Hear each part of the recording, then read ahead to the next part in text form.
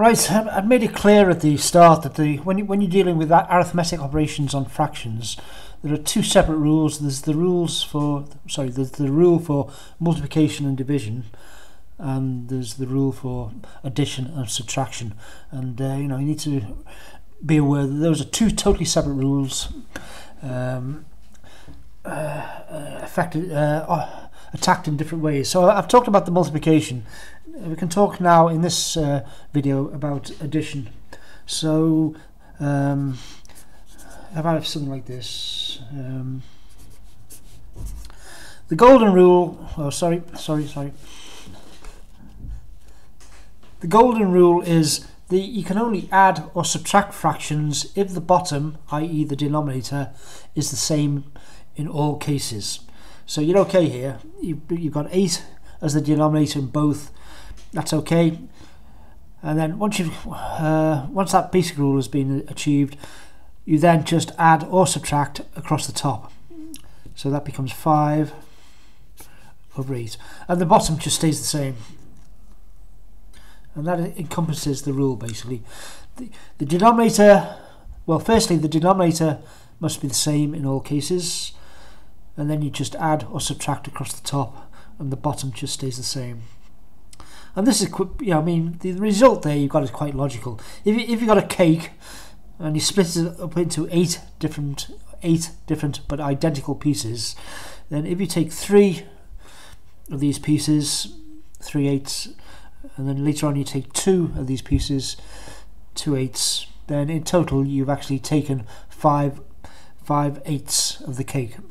That's, when you think about it, it's quite logical. So you just need a few modifications of this rule. If,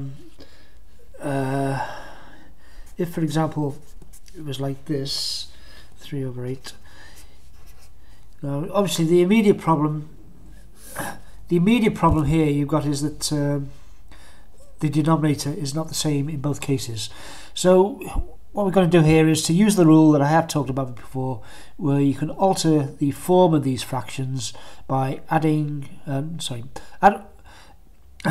the form of these fractions by multiplying top and bottom by the same number, or dividing top and bottom by the same number. Here well, on this particular operation we're just going to multiply top and bottom. So what I perceive here is that in order to get these denominators identical, I can alter this one. I can keep that as it is, but I can double that, and having doubled that, I need to double the top as well. So, okay, if you're with me, I'm going to take this one and I'm going to multiply top and bottom by 2. So that becomes 2 over 8. Keep that one as it is. And therefore, now I've got the conditions that I need. The denominator is identical in both cases, so I just add across the top. And I'm getting the same result as before, because a quarter does equal 2 eighths, okay? Hopefully you might recognise that by now.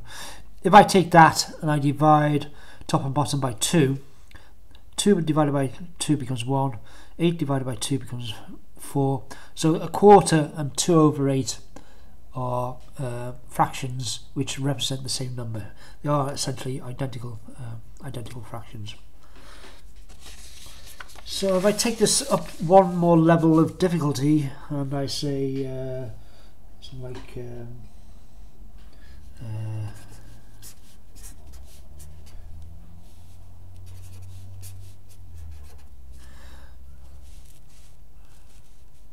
right, I can't just keep one of these identical and alter the other. I need to alter both of them. I need to put both fractions over the same number, and the question then is, which number should I put them over? And a rule that will always work is that if you multiply the two together, that will give you a relevant number. So 7 divided by 5 is 35. So I'll stick these fractions. I'll alter these fractions into a form where they're both over 35.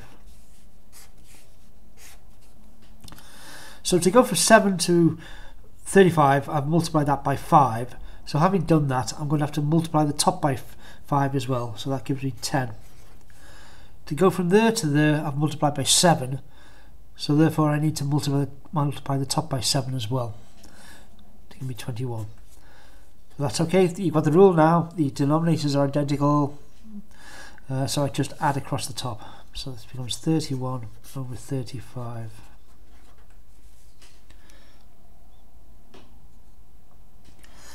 And yeah, that's the answer. I'm always looking to see if I can reduce these to its lowest terms, i.e. are there any common factors here such that I can cancel them down to lower numbers, which is not the case here. I mean, I've mentioned this aspect quite a few times now, so you should sort of at least be happy with it. I mean, it's, for example, something like if the answer came out to be 3 over 27, then I can realise that there is a common factor there of 3. You know, I can divide top and bottom by 3. That would become 1. That would become 9. So if ever 3 over 27 came out as the result of one of these operations, I would then commonly reduce it down to here, which would be classed as the fraction in its lowest terms. And that would be the answer rather than this one here. Okay, so that's really the rules, really. It's not too difficult. Actually, you just need to realise that these are the rules for addition and subtraction. And when you're doing multiplication and division, they operate on totally different rules. One thing I could just talk about to finish would be something like this: 3 over 4 plus 1 over 6. Okay, so the rule, following the rule I just said now, you would just say, okay, 4 times 6 is 24, so I'll stick both of them over 24, which would be acceptable. But by experience, I can note that there is actually a number lower than 24, which would fit the bill. That would be 12. So I could say, okay, I'm going to put them both over 12.